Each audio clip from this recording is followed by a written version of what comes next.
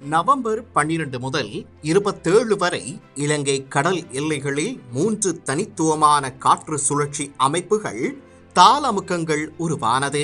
இவை அனைத்தும் வளிமண்டலவியல் அறிவியலில் புரிந்து கொள்ளப்படும் இயற்கை வெப்ப ஆற்றல் சுழற்சிகளின் விளைவுகளாகும்.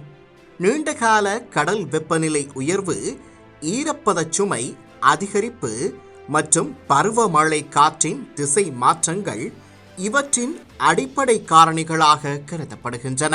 நவம்பர் 13 அன்று வங்காள விரிகுடாவில் உருவான இந்த காற்று சுழற்சி இலங்கைக்கு தென்கிழக்கே நெருங்கி பல நாட்கள் செயல்பட்டு 18ஆம் திகதி வலுவிழந்தது. தொடர்ச்சியான ஆனால் சாதாரண மட்டத்திலான மழையை இது கொண்டு வந்தது. 22ஆம் திகதி இந்தோனேஷியா அருகே உருவான காற்றழுத்த தாழ்வு நிலை மெதுவாக வளர்ந்து சென்யார் புயலாக மாறியது.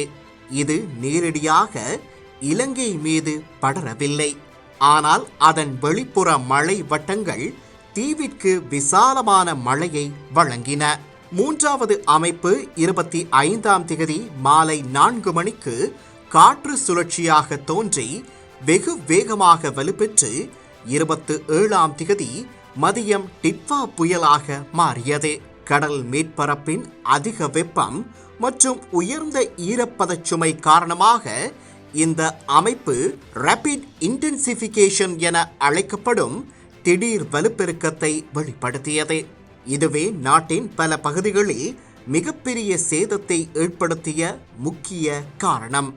டிட்வா புயலுக்கு முன் 12ஆம் திகதியிலேயே அரசு எச்சரிக்கை பெற்றதாக சமூக வலைதளங்களில் பரவிய குற்றச்சாட்டுகள் தொடர்பாக அதிகாரப்பூர்வ தரப்புகள் தெளிவான விளக்கங்களை முன்வைத்துள்ளன.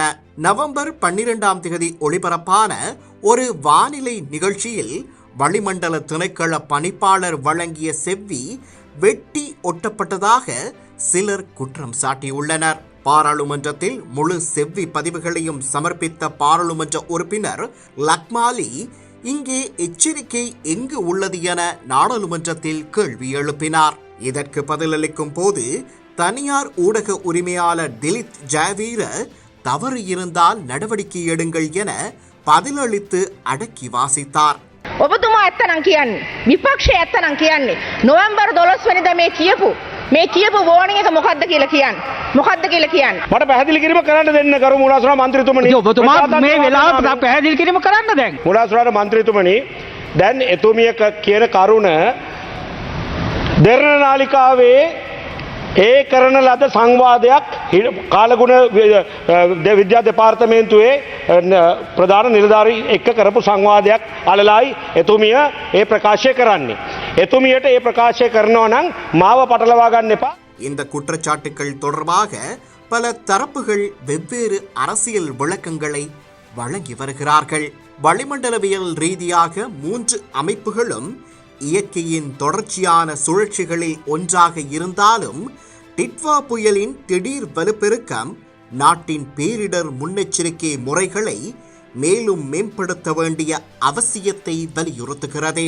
விஞ்ஞான தகவல்களை துல்லியமாக பரப்புவதும் ஊடகங்களின் பொறுப்பான செயல்பாடும் எதிர்கால பேரிடர் மேலாண்மையில் மிகப்பெரிய பங்காற்றும் என்பது தெளிவாகிறது.